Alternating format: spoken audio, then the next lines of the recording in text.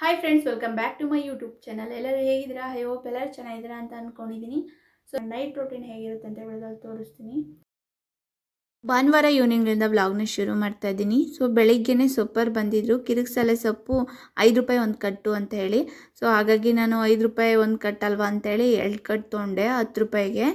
ತುಂಬ ಚೆನ್ನಾಗಿತ್ತು. ಸೀಡೆ ಇದ್ದೇ ಇರುತ್ತೆ ಕಾಮನ್ನು. ಈ ಸೊಪ್ಪನ್ನು ಬಳಸ್ಕೊಂಡು ಸೊಪ್ಪಿನ ಸಾರು ಮಾಡೋಣ. ತುಂಬ ದಿವಸ ಆಯಿತು ಸೊಪ್ಪಿನ ಸಾರು ಮಾಡೋಣ ಅಂತೇಳಿ ಬೆಳಗ್ಗೆನೇ ಎಲ್ಲ ಸೋಸಿ ಇಟ್ಟು ಹಾಟ್ ಬಾಕ್ಸಲ್ಲಿ ಯಾಕೆ ಎತ್ತಿಟ್ಟಿದ್ದೆ. ಸೊ ಇವಾಗೆಲ್ಲ ರೆಡಿ ಮಾಡ್ಕೊತಾ ಇದ್ದೀನಿ. ಇವಾಗ ತಾನೇ ಟೀ ಕುಡ್ದು ಸೊಪ್ಪು ಬೇಗ ಬೇಯುತ್ತೆ. ಬಟ್ ಮಾಡೋ ಪ್ರಾಸೆಸ್ ಇದೆಯಲ್ಲ ಅದು ತುಂಬ ಲೇಟಾಗಿ ಹೋಗ್ಬಿಡುತ್ತೆ ಸೊಪ್ಪಿನ ಸಾರು ಮಾಡೋದು ಅಂಥೇಳಿ ಬೇಗನೆ ಎಲ್ಲ ನೀಟಾಗಿ ಹಚ್ಚಿ ತೊಳೆದು ಕುಕ್ಕರ್ಗೆ ಇಕ್ಕಣ ಅಂತೇಳಿ ಎಲ್ಲ ರೆಡಿ ಮಾಡ್ಕೊತಾ ಇದ್ದೀನಿ.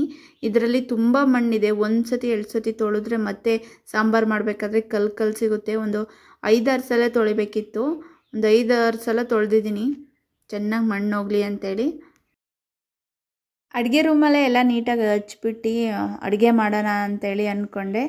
ಒಬ್ಬಳೇ ಬೇಜಾರಾಗುತ್ತೆ. ಇನ್ನು ಇವರೆಲ್ಲ ಇಬ್ಬರು ಟಿ ವಿ ನೋಡ್ತಾ ಇದ್ದಾರೆ ಒಂದು ಸಿನಿಮಾ ಹಾಕ್ಕೊಂಡು. ತುಂಬ ಚೆನ್ನಾಗಿದೆ ಸಿನಿಮಾ. ಅದಕ್ಕೆ ನಾನು ಇನ್ನು ಹಾಲಿಗೆ ಬಂದುಬಿಟ್ಟೆ. ಇಲ್ಲೇ ಸೊಪ್ಪೆಲ್ಲ ಹಚ್ಕೊಂಡು ಹೋಗೋಣ ಅಂತೇಳಿ. ಸಿನಿಮಾ ತುಂಬ ಚೆನ್ನಾಗಿರೋದ್ರಿಂದ ನನಗೆ ಅಡುಗೆ ಮಾಡೋಕ್ಕೆ ಇಂಟ್ರೆಸ್ಟ್ ಬರ್ತಿಲ್ಲ ಸಿನಿಮಾ ನೋಡೋಣ ಅಂತೇಳಿ.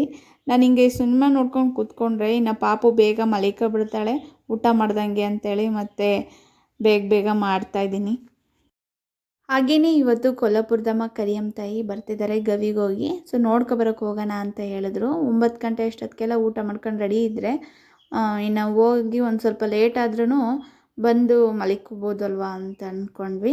ಸರಿ ಆಯಿತು 9 ಗಂಟೆಗಲ್ವ ಬರೋದು ಅಂತ ಅಷ್ಟೊತ್ತಿಗೆಲ್ಲ ರೆಡಿ ಮಾಡ್ತೀನಿ ಅಂತ ಹೇಳಿದೆ. ಸೊ ಹೋಗಬೇಕು ತಾಯಿ ಕರಿಯಮ್ಮ ತಾಯಿನ ಕೊಲ್ಲಾಪುರದಮ್ಮ ನೋಡೋಕ್ಕೆ. ಸೊ ನೋಡಿ ಇಲ್ಲೆಲ್ಲ ನೀಟಾಗಿ ತೊಳೆದಿದ್ದೀನಿ ಸೊಪ್ಪ ಒಂದು 5-6 ಸತಿ. ಅವು ಇವಾಗ ಕುಕ್ಕರಾಗಿ ಬೇಯಕ್ಕೆ ಇಡಬೇಕು. ತಪ್ಪಲೆಲ್ಲಾದರೂ ಬೇಯಿಸ್ಕೋಬೋದು, ಕುಕ್ಕರಲ್ಲಾದರೆ ಬೇಗ ಆಗುತ್ತೆ. ಜಾಸ್ತಿ ವಿಸಿಲ್ ಕೂಗ್ಸಂಗಿಲ್ಲ. ಕುಕ್ಕರಲ್ಲಾದರೆ ಕದ್ರಕೊಂಡು ಹೋಗ್ಬಿಡುತ್ತೆ ಸೊಪ್ಪು. ಬೇಳೆನೂ ಅಷ್ಟೇ 1 ವಿಸಿಲ್ ಅಷ್ಟೇ ನಾನು ಕೂಗ್ಸೋದು.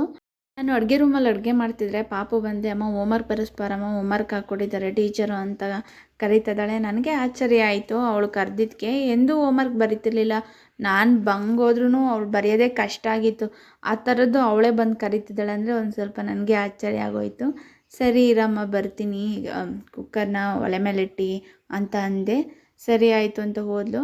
ಒಂದು ಕುಕ್ಕರ್ಗೆ ತೊಗರಿಬೇಳೆ, ಒಂದು ಸ್ವಲ್ಪ ಉಪ್ಪು, ತೊಳೆದಿಟ್ಟಿರೋಂಥ ಸೊಪ್ಪು, ಹಾಗೆ ಒಂದು ಸ್ವಲ್ಪ ನೀರು ಹಾಕಿ ಕೂಗೋಕ್ಕಿಡ್ತೀನಿ. 1 ವಿಸಿಲ್ ಕೂಗಿದ್ರೆ ಸಾಕು. ಇನ್ನು ಇದು ಕೂಗೋಷ್ಟೊತ್ತಿಗೆ ಪಾಪಗೂ ಹೋಮ್ವರ್ಕ್ ಮಾಡಿಸ್ಬೋದು ಅಂದ್ಕೊಂಡೆ. ಆದರೆ ಅವಳು ಟಿ ವಿಯಲ್ಲೇ ಮುಳುಗೋಗ್ಬಿಟ್ಟಿದ್ಲು. ಸರಿ ಬಿಡು ಅಂತೇಳಿ ಆಮೇಲೆ ಬರ್ಸಿದ್ರೆ ಆಗುತ್ತೆ, ಇನ್ನೂ ಟೈಮ್ ಐತಲ್ಲ ಅಂತೇಳಿ ನಾನು ಅಷ್ಟೊತ್ತಿಗೆ ಸಾಂಬಾರ್ಗಾದರೂ ರೆಡಿ ಮಾಡ್ಕೊಳೋಣ ಅಂತೇಳಿ ರೆಡಿ ಮಾಡ್ಕೊತಾ ಇದ್ದೀನಿ. ಬೆಳ್ಳುಳ್ಳಿ, ಈರುಳ್ಳಿ ಹಾಗೆಲ್ಲ ಏನೇನು ಬೇಕೋ ಸೊಪ್ಪಿನ ಸಾರಿಗೆಲ್ಲ ರೆಡಿ ಮಾಡಿ ಇಟ್ಕೊಂಡ್ರೆ ಇನ್ನು ಮಿಕ್ಸಿಗೆ ಹಾಕಬೇಕಾದ್ರೆ ಈಸಿ ಆಗುತ್ತಲ್ಲ ಕುಕ್ಕರ್ಗೆ ಹೋಗೋಷ್ಟೊತ್ತಿಗೆ ಅಂತ ಅಂದ್ಕೊಂಡು ಎಲ್ಲ ರೆಡಿ ಮಾಡ್ತಾಯಿದ್ದೀನಿ. ನಮ್ಮ ಪಾಪು ಸ್ಟಾರ್ಟಿಂಗಲ್ಲಿ ಫೋನ್ ಆಗಲಿ ಟಿ ವಿ ಆಗಲಿ ನೋಡ್ತಾನೆ ಇರಲಿಲ್ಲ, ಇಂಟ್ರೆಸ್ಟು ಇರಲಿಲ್ಲ ಅವಳಿಗೆ. ನಾವು ನೋಡಬೇಕಾದ್ರೂ ಅಷ್ಟೇ ಆಟ ಆಡ್ಕೊಳಕ್ಕೆ ಹೋಗೋಳು ಮಕ್ಳ ಜೊತೆ. ಅವ್ರ ಜೊತೆನೇ ಆಟ ಆಡ್ಕೊಂಡು ಆರಾಮಾಗಿರೋಳು. ನನ್ನ ಹತ್ರ ಬಂದು ನನ್ನ ಹತ್ರ ಕ್ಯಾತೆ ತೀಟೆ ಮಾಡೋಳು. ಅವಳು ಕೋಪ ಎಲ್ಲ ನನ್ನ ಮೇಲೆ ತೋರಿಸೋಳು. ಅಂಥದ್ದು ಇವಾಗ ತುಂಬ ಅಡಿಕ್ಟ್ ಆಗೋಗ್ಬಿಟ್ಟಿದ್ದಾಳೆ ಟಿ ವಿಗೆ. ಯಾವಾಗಲೂ ಚಿಂಟು ಟಿ ವಿ ಮತ್ತು ದೇವ್ನವು ಬೊಂಬೆ ಬರ್ತಾವಲ್ಲ ಅವನು ಇಕ್ಕಮ್ಮ ಅಂತ ಹೇಳ್ಬಿಟ್ಟು ನೋಡ್ತಿರ್ತಾಳೆ ಯಾವಾಗಲೂ. ಜಾಸ್ತಿ ಅಡಿಕ್ಟ್ ಆಗೋಗ್ಬಿಟ್ಟಿದ್ದಾಳೆ ಇತ್ತೀಚೆಗೆ.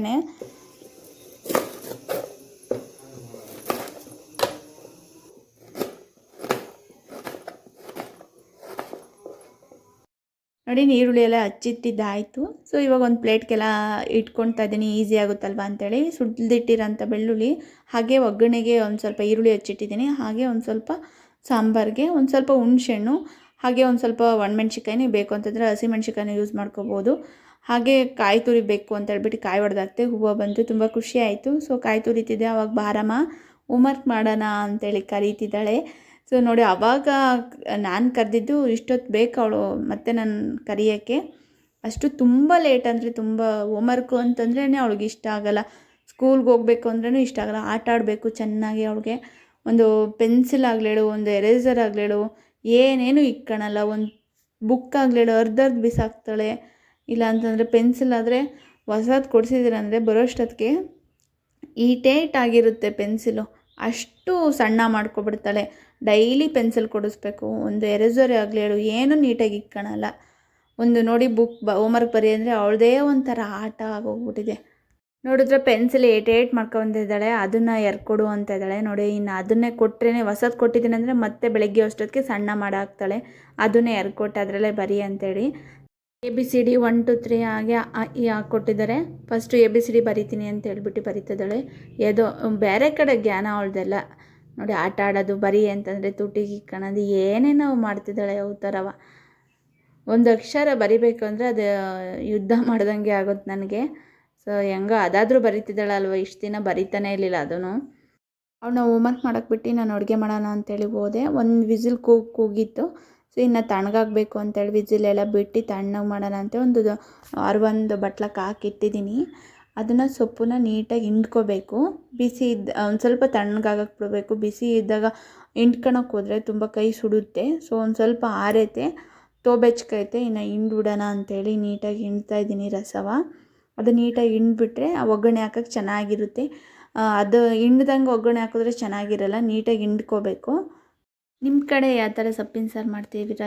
ಇದೇ ಥರ ಮಾಡ್ತೀರಾ, ಇಲ್ಲಾಂದರೆ ಡಿಫ್ರೆಂಟಾಗಿ ಮಾಡ್ತೀರಾ ಏನು ಅಂತ ಕಮೆಂಟ್ ಸೆಕ್ಷನ್ ಕಮೆಂಟ್ ಮಾಡಿ. ಸೊ ನನ್ನ ತಂಗಿಯರು ಡಿಫ್ರೆಂಟಾಗಿ ಮಾಡ್ತಾರೆ ಸೊಪ್ಪಿನ ಸಾರು. ಅದನ್ನು ನೆಕ್ಸ್ಟ್ ಒಂದು ವೀಡಿಯೋದಲ್ಲಿ ತೋರಿಸ್ತೀನಿ. ನಾವು ಒಂಥರ ಮಾಡ್ತೀವಿ. ಸೊ ಇವಾಗ ನಾನು ಮಸಾಲೆ ರುಬ್ಕೋಬೇಕು, ಅಂದರೆ ಸಾಂಬಾರಿಗೆಲ್ಲ ರೆಡಿ ಮಾಡ್ಕೋಬೇಕಂದ್ರೆ ಎಣ್ಣೆಗೆಲ್ಲ ಹುರ್ಕೋಬೇಕು. ಅದಕ್ಕೆ ಒಂದು ಬಾಣಲೆನ ಕಾಯಕ್ಕಿಟ್ಟಿದ್ದೀನಿ.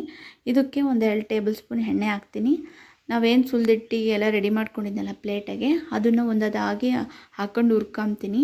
ಫಸ್ಟಿಗೆ ಬೆಳ್ಳುಳ್ಳಿ, ಹಾಗೆ ಒಣಮೆಣ್ಸಿಕಾಯಿ 1-2, ಇದಕ್ಕೆ ಹಾಗೆ ಕಟ್ ಮಾಡಿರೋ ಅಂಥ ಈರುಳ್ಳಿನೂ ಹಾಕಿ ಮೀಡಿಯಮ್ ಫ್ಲೇಮಲ್ಲಿ ಹುರ್ಕೊತೀನಿ. ಅದು ಜಸ್ಟ್ ಲೈಟಾಗಿ ಹುರಿದ್ರೆ ಸಾಕು ನೋಡಿ. ಇವಾಗ ಆಗಿದೆ, ಇದನ್ನು ಸಾಕಿಷ್ಟೇ. ಇದಕ್ಕೆ ಲಾಸ್ಟಿಗೆ ಇನ್ನೇನು ಇಳಿಸ್ತೀವಿ ಅನ್ಬೇಕಾದ್ರೆ 1 ಟೇಬಲ್ ಸ್ಪೂನು ಜೀರಿಗೆ ಹಾಕ್ತೀನಿ. ತುಂಬ ಚೆನ್ನಾಗಿರುತ್ತೆ ಜೀರಿಗೆ ಕಂಪಲ್ಸರಿ. ಹಾಗೆ ಒಂದು ಸ್ವಲ್ಪ ಕೊತ್ತಂಬರಿ ಸೊಪ್ಪನ್ನು ಹಾಕೋಬೋದು, ನಾನು ಇಲ್ಲಿ ಆ್ಯಡ್ ಮಾಡ್ತಿಲ್ಲ. ಹಾಗೆ ಇದಕ್ಕೆ ತುರಿದಿಟ್ಟಿರೋ ಅಂಥ ಕಾಯಿ ತುರಿ ಹಾಕಬೇಕು. ಅದಿದ್ರೇ ಸಾಂಬಾರು ಟೇಸ್ಟು. ಸೊ ಒಂದು ಸ್ವಲ್ಪ ಹಾಕ್ಕೊತಿದ್ದೀನಿ, ಎಷ್ಟು ಬೇಕೋ ಅಷ್ಟು ನೋಡಿಕೊಂಡು ಹಾಕ್ಕೋಬೇಕು. ಇನ್ನು ಮಿಕ್ಕಿದ್ದು ಒಗ್ಗರಣೆಗೆ ಸೊಪ್ಪು ಅಂತ ಹೇಳ್ಬಿಟ್ಟು ಎತ್ತಿಟ್ಟಿದ್ದೀನಿ. ಹಾಗೆ ಇದಕ್ಕೆ ಒಂದು ಸ್ವಲ್ಪ ಹುಣ್ಸೆಹಣ್ಣು ಹಾಕ್ತಾಯಿದ್ದೀನಿ. ಅದನ್ನು ನೀಟಾಗಿ ಸೋಸಿ ಎಲ್ಲ ತೊಳೆದು ಹಾಕ್ತಾಯಿದ್ದೀನಿ. ಹಂಗೆ ಬೇಯಿಸ್ಬೇಕಾದ್ರೆ ತೊಗರಿಕಾಳು ಬೇಯಿಸಿದ್ವಲ್ಲ, ಸೊ ಅದನ್ನು ಒಂದು ಸ್ವಲ್ಪ ಎತ್ತಿಟ್ಕೊಂಡಿದ್ದೆ, ಅದನ್ನು ಹಾಕ್ತಾಯಿದ್ದೀನಿ. ಸೊಪ್ಪು ಹಾಕೋಂಗಿಲ್ಲ, ಬರೀ ಬೇಳೆ ಅಷ್ಟೇ. ಇದಕ್ಕೆ ನೀರು ಯೂಸ್ ಮಾಡೋಂಗಿಲ್ಲ. ನಾವು ಬೇಯಿಸಿಟ್ಟಿರೋಂಥ ನೀರಿರುತ್ತಲ್ಲ, ಅದನ್ನು ಸಪ್ಪೆಸ್ರು ಅಂತೀವಿ. ಸೊ ಅದನ್ನೇ ಯೂಸ್ ಮಾಡ್ಕೋಬೇಕು ಮಿಕ್ಸಿಗೆ ಹಾಕಬೇಕಾದ್ರೆ. ಇದೆಲ್ಲ ಹಾಕಿ 1-2 ಸೌಟು ಸಪ್ಪೆಸ್ರು ಹಾಕ್ತಾಯಿದ್ದೀನಿ. ಅದೇ ಬೇಯಿಸಿಟ್ಟಿರೋ ಅಂಥ ನೀರು ಹಾಕಿ ನುಣ್ಣಗೆ ಪೇಸ್ಟ್ ಮಾಡ್ಕೊಬರ್ಬೇಕು. ಎಷ್ಟು ಚೆನ್ನಾಗಿ ನುಣ್ಣಗಾಗುತ್ತೋ ಅಷ್ಟು ಚೆನ್ನಾಗಿರುತ್ತೆ ಟೇಸ್ಟು. ಮಿಕ್ಸಿಗೆ ಹಾಕೋಷ್ಟೊತ್ತಿಗೆ ಒಂದು ಸ್ವಲ್ಪ ಮುದ್ದಿಗೆ ಇಕ್ಕೋದ್ರೆ ಅದು ಬೇಯುತ್ತಲ್ವ ಅಂತ ಹೇಳ್ಬಿಟ್ಟು ನಾನೊಂದು ಕಡೆಗೆ ಅಕ್ಕಿ ತೊಳೆದು ಮುದ್ದಿಗೆ ಇಟ್ಟಿದ್ದೀನಿ. ನಾನಿಲ್ಲಿ ಅಚ್ಚರಾಗಿ ಮುದ್ದೆ ಮಾಡ್ತಿಲ್ಲ, ನಮ್ಮೂರಲ್ಲಿ ನಮ್ಮಮ್ಮ ಮಾಡೋ ಥರನೇ ಅಕ್ಕಿ ಹಾಕಿ ಮುದ್ದೆ ಮಾಡ್ತಾಯಿದ್ದೀನಿ ನೋಡಿ. ಚೆನ್ನಾಗಿ ಪೇಸ್ಟ್ ಮಾಡ್ಕೊಂಡು ಬಂದಿದ್ದು ಆಯಿತು. ಇವಾಗ ಇದನ್ನು ಸಪ್ಪೆಸ್ರೊಳಗೆ ನೀಟಾಗಿ ಮಿಕ್ಸ್ ಮಾಡ್ತೀನಿ. ಎಷ್ಟು ಬೇಕೋ ಅಷ್ಟು ನೋಡಿಕೊಂಡು ಸಾಂಬಾರನ್ನ. ಇನ್ನು ಮಿಕ್ಕಿದ್ದು ಸೊಪ್ಪಿನ ರಸ ಅಲ್ವಾ, ಆರೋಗ್ಯಕ್ಕೆ ತುಂಬ ಒಳ್ಳೆಯದು ಅಂತ ಹೇಳ್ಬಿಟ್ಟು ನಾನಾಗಲಿ, ನಮ್ಮ ಪಾಪ ಆಗಲಿ, ನಮ್ಮ ಯಜಮಾನ್ರಾಗಲಿ ಯಾರೇನೋ ಒಬ್ಬರು ಒಂದು ಗ್ಲಾಸ್ ಕುಡಿತೀವಿ, ತುಂಬ ಒಳ್ಳೆಯದು. ಸೊ ಇನ್ನು ಇದಕ್ಕೆ ಒಗ್ಗರಣೆ ಹಾಕಬೇಕು. ಅಷ್ಟೊತ್ತಿಗೆ ಪಾಪು ಅಮ್ಮ ನಾನು ಹೋಮ್ವರ್ಕ್ ಬರೆದಿದ್ದಾಯಿತು ಅಂತ ಬಂದು ತೋರಿಸ್ತಿದ್ದಾಳೆ. ಎಲ್ಲ ಚೆಕ್ ಮಾಡಿದೆ, ನೀಟಾಗಿ ಚೆನ್ನಾಗಿ ಬರೆದಿದ್ದಾಳೆ. ಸರಿ ಆಯಿತು, ಚೆನ್ನಾಗಿ ಬರೆದಿದ್ಯಾ, ಹೋಗು, ಹಂಗೆ ಬ್ಯಾಗಲ್ಲಿ ಎತ್ತಿಟ್ಟು ರೂಮಕ್ಕೆ ಇಟ್ಬಿಡು, ಮತ್ತು ಬೆಳಗ್ಗೆಗೆ ಈಸಿ ಆಗುತ್ತೆ ನಿನಗೆ ಅಂತ ಹೇಳಿದೆ. ಸರಿ ಅಮ್ಮ ಅಂತ ಹೋಗಿ ಇವಾಗ ಸೊಪ್ಪು ಸಾಂಬಾರಿಗೂ ಒಂದೇ ಸಲ ಒಂದೇದರಲ್ಲಿ ಒಗ್ಗರಣೆ ಹಾಕೋಣ. ಸೊ ಒಗ್ಗರಣೆಗೆ ಒಂದು ಬಾಣಲೆಗೆ ಒಂದು ಸ್ವಲ್ಪ ಎಣ್ಣೆ ಹಾಕಿ, ಸಾಸಿವೆ, ನೀವು ಬೇಕು ಅಂತಂದರೆ ಕರಿಬೇವಿನ ಸೊಪ್ಪನ್ನು ಹಾಕ್ಕೊಳ್ಳಿ, ಒಂದು ಸ್ವಲ್ಪ ಕಟ್ ಮಾಡಿರೋ ಅಂಥ ಈರುಳ್ಳಿನೂ ಹಾಕಿ ನೀಟಾಗಿ ಫ್ರೈ ಮಾಡ್ಕೊತಿದ್ದೀನಿ ನೋಡಿ. ಒಗ್ಗರಣೆ ಬೆಂದಿದೆ. ಇವಾಗ ಇದನ್ನು ಒಂದು ಸ್ವಲ್ಪ ಸಾಂಬಾರೊಳಗೆ ಹಾಕ್ತಿದ್ದೀನಿ. ಇನ್ನು ಮಿಕ್ಕಿರೋ ಒಗ್ಗರಣೆಗೆ ನಾನು ಬೇಯಿಸಿಟ್ಟಿರೋಂಥ ಸೊಪ್ಪು, ಹಾಗೆ ಒಂದು ಸ್ವಲ್ಪ ತೆಗೆದಿಟ್ಟಿದ್ನಲ್ಲ ಕಾಯಿ ತುರಿ, ಅದನ್ನು ಹಾಕಿ ಚೆನ್ನಾಗಿ ಕೈಯಲ್ಲೇ ಒಂದು ಪ್ಲೇಟಾಗಿ ಮಿಕ್ಸ್ ಮಾಡ್ಕೊತಿದ್ದೀನಿ. ಆ ಬಾಣಲೆಗೆ ಹಾಕ್ದಾಗ ಮಿಕ್ಸ್ ಮಾಡೋಕ್ಕಾಗಲ್ಲ ನೀಟಾಗಿ. ಸೊ ಹಾಗಾಗಿ ನೀಟಾಗಿ ಮಿಕ್ಸ್ ಮಾಡಿಕೊಂಡು ಆ ಬಾಣಲೆ ಒಳಗೆ ಹಾಕ್ತಿದ್ದೀನಿ. ನಾನು ಸೊಪ್ಪು ಬೇಯಿಸ್ಬೇಕಾದ್ರೇ ಒಂದು ಸ್ವಲ್ಪ ಉಪ್ಪು ಹಾಕಿದ್ದೆ, ಸೊ ಮತ್ತೆ ಹಾಕ್ತಿಲ್ಲ, ಕರೆಕ್ಟಾಗಿದೆ.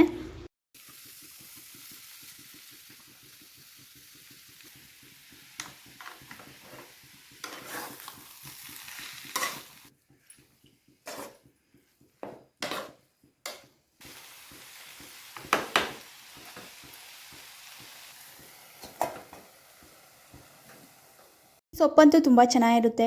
ಥರ ಒಗ್ಗರಣೆ ಹಾಕ್ಬೋದು. ಕಡಲೆ ಬೀಜದ ಪೌಡ್ರ್ ಮಾಡೋ ಹಾಕ್ತಾರೆ, ಅದೂ ಚೆನ್ನಾಗಿರುತ್ತೆ, ಇದೂ ಚೆನ್ನಾಗಿರುತ್ತೆ. ಸೊ ನೋಡಿ ರೆಡಿ ಆಗಿದೆ. ಇವಾಗ ಪ್ಲೇಟ್ ಮುಚ್ಚಿ ಒಂದು ಸಪ್ರೇಟ್ ಸೈಡ್ಗೆ ಎತ್ತಿಡ್ತೀನಿ. ಇವಾಗ ಸಾಂಬಾರಿಗೆ ಉಪ್ಪು ಖಾರ ಎಲ್ಲ ಆಗಿದೆ ಅಲ್ವೋ ಒಂದು ಸಲ ಚೆಕ್ ಮಾಡ್ಕೋಬೇಕು. ನಾವು ಬೇಯಿಸ್ಬೇಕಾದ್ರೆ ಮಾತ್ರನೇ ಹಾಕಿರೋದಲ್ವ, ಉಪ್ಪು ಕಮ್ಮಿ ಇದ್ದೇ ಇರುತ್ತೆ. ಸೊ ಒಂದು ಸ್ವಲ್ಪ ಉಪ್ಪು ಕಮ್ಮಿ ಇತ್ತು, ಹಾಗಾಗಿ ಉಪ್ಪು ಹಾಕಿ ಮತ್ತೆ ಮಿಕ್ಸ್ ಮಾಡ್ತಾಯಿದ್ದೀನಿ. ಇನ್ನು ಮಿಕ್ಕಿದ್ದೆಲ್ಲ ಕರೆಕ್ಟಾಗಿದೆ. ಸಾರಂತೂ ತುಂಬ ಟೇಸ್ಟಿಯಾಗಿದೆ. ಒಂದು ಕಡೆ ಮುದ್ದೆಗೆ ಇಕ್ಕಿದ್ವಲ್ಲ ಅದೂ ರೆಡಿಯಾಗಿದೆ. ಸೊ ಅನ್ನ ಆಗಿದೆ. ಇವಾಗ ಇದಕ್ಕೆ ನಾನು ರಾಗಿ ಹಿಟ್ಟು ಹಾಕ್ತೀನಿ 2 ಕಪ್ಪು ಹಾಕಿ ಒಂದು ಸ್ವಲ್ಪ ಮೀಡಿಯಮ್ ಫ್ಲೇಮಲ್ಲಿ ಇಟ್ಕೊಂಡು ಬೇಯಿಸ್ತೀನಿ. ಆಮೇಲೆ ಮುದ್ದೆ ಕೋಲಿರುತ್ತಲ್ವ ಅದರಲ್ಲಿ ಚೆನ್ನಾಗಿ ಕಲಿಸ್ತೀನಿ. ಈ ಮುದ್ದೆ ಮಾಡೋದಂತೂ ತುಂಬಾ ಈಸಿ. ಅಡುಗೆ ಮಾಡೋಕ್ಕೆ ಬರದಿದ್ದರೂ ಮುದ್ದೆ ಮಾಡ್ಬೋದು. ಇದು ಗಂಟಾಗೋದು ಆ ಥರ ಏನೂ ಆಗೋಲ್ಲ. ಅಚ್ಚರಾಗಿ ಮುದ್ದೆ ಥರ. ನಾನು ಈ ಥರ ಮುದ್ದೆನೂ ಮಾಡ್ತೀನಿ, ಆ ಥರನೂ ಮುದ್ದೆ ಮಾಡ್ತೀನಿ. ನಮ್ಗೆ ಯಾವ್ದು ಇಷ್ಟ ಆಗುತ್ತೋ ಆ ಟೈಮಲ್ಲಿ ಅದು ಮಾಡ್ಕೊತೀನಿ. ಸೊ ಇದಕ್ಕೆ ಜಾಸ್ತಿ ಹಿಟ್ಟು ಹಾಕಿದ್ರೆ ಗಡ್ಸಾಗೋಗ್ಬಿಡುತ್ತೆ. ನೋಡಿಕೊಂಡು ಆಮೇಲೆ ಹಾಕ್ಕೋಬೇಕು. ನೋಡಿ ಎಲ್ಲ ಕರೆಕ್ಟಾಗಿದೆ. ಇವಾಗ ನಾನು ಒಂದು ಸ್ವಲ್ಪ ಹೊತ್ತು ಲೋ ಫ್ಲೇಮಲ್ಲಿ ಇಟ್ಟು ಬೇಯಕ್ಕೆ ಬಿಡ್ತೀನಿ. ಆಮೇಲೆ ಮುದ್ದೆ ತಗೊಂಡು ತೊಳಸ್ತೀನಿ ನೀಟಾಗಿ. ಮುದ್ದೆ ಮಾಡೋಕ್ಕೆ ಒಂದು ಬಟ್ಲಿಗೆ ನೀರು ತಗೋಬೇಕು. ಅದು ಸುಡ್ತಿರುತ್ತೆ, ಆವಾಗವಾಗ ಕೈಯಲ್ಲಿ ಡಿಪ್ ಮಾಡ್ಕೋಬೇಕಲ್ವ, ಅದಕ್ಕೆ ಒಂದು ಬಟ್ಲಿಗೆ ನೀರು, ಹಾಗೆ ಒಂದು ಹಲಿಗೆ ಥರದ್ದು ತಗೊಂಡಿದ್ದೀನಿ. ತಟ್ಟೆಲ್ಲಿ ಎದ್ರಲ್ಲಾದರೂ ಮಾಡ್ಬೋದು. ಒಬ್ಬೊಬ್ಬರು ಪೇಪರಲ್ಲಿ ಅದು ಮಾಡ್ತಾರೆ, ಆಯಿಲ್ ಪೇಪರ್ ಇರುತ್ತಲ್ಲ ಅದರಲ್ಲಿ ಮಾಡ್ತಾರೆ. ನಾನು ಹಲ್ಗೆಲ್ಲಿ ಮಾಡ್ತೀನಿ, ಚೆನ್ನಾಗಿ ಬರ್ತವೆ.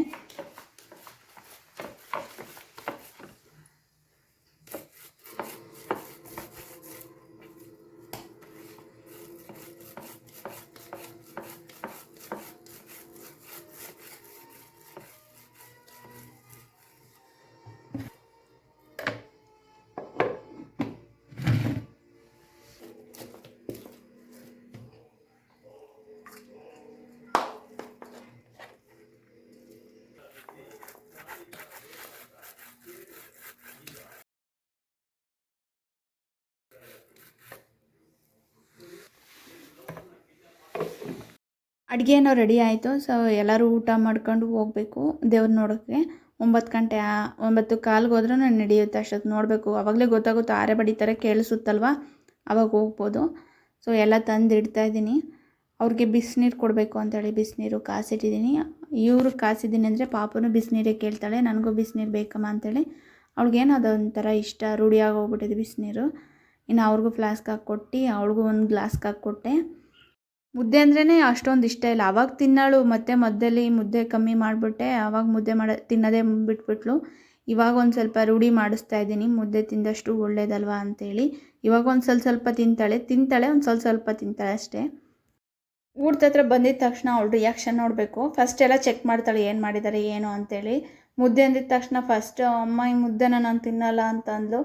ಊಟ ಮಾಡಿದ್ರೆ ಮಾಡಿಲ್ಲ ಅಂದರೆ ಉಪವಾಸ ಇರು ಅಂತ ಅಂದಿದ್ದಕ್ಕೆ ಅವಾಗ ತಿಂತೀನಿ ಅಂತ ತಿಂತಿದ್ದಾಳೆ ಒಂದು ಸ್ವಲ್ಪವ. ಅವ್ರ ಅಪ್ಪಗೆ ಕೊಡ್ತಿದ್ರೆ ನಾನೇ ಇಡ್ತೀನಮ್ಮ ಸಾಂಬಾರು, ನಾನು ಒಯ್ತೀನಿ ಅಂತ ಹೇಳ್ಬಿಟ್ಟು ಅವಳೇ ಹಾಕ್ತಿದ್ದಾಳೆ ಸಾಂಬಾರನ್ನು, ಸೊಪ್ಪಿನ ಪಲ್ಯ ಎಲ್ಲ. ಊಟದ ವಿಚಾರದಲ್ಲಂತೂ ಅವಳನ್ನ ಯಾಮಾರಿಸಿ ಊಟ ಮಾಡಿಸ್ಬೇಕು.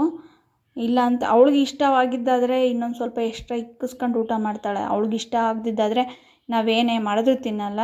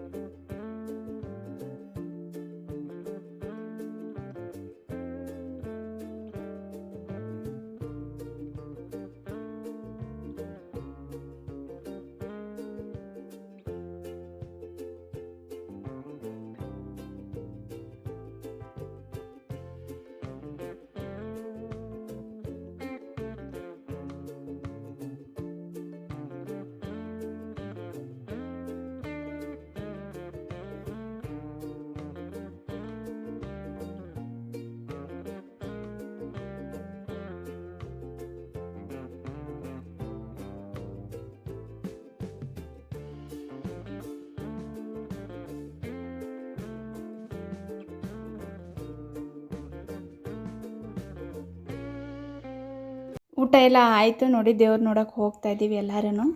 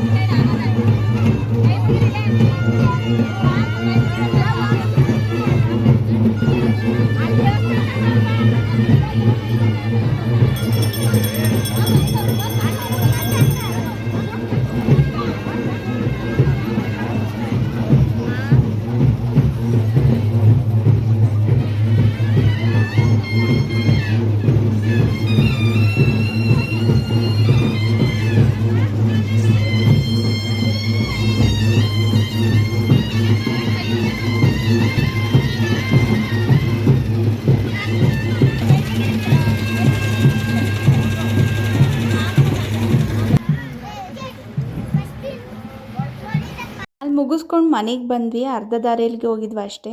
ನೈಟ್ ಟೈಮ್ ಬೇರೆ ದೇವಸ್ಥಾನದ ಹತ್ರಕ್ಕೆ ಹೋಗಲಿಲ್ಲ. ಅಲ್ಲಿಗೆ ಹೋಗಿದ್ರೆ ದೇವರು ಚೆನ್ನಾಗಿ ಕುಣಿಯೋದು ನೋಡ್ಬೋದಾಯಿತು. ಬಟ್ ಪಾಪು ಬೇರೆ ನೈಟು ಅಂತೇಳ್ಬಿಟ್ಟು ರಿಟರ್ನ್ ಬಂದ್ವಿ ನೋಡಿಕೊಂಡು.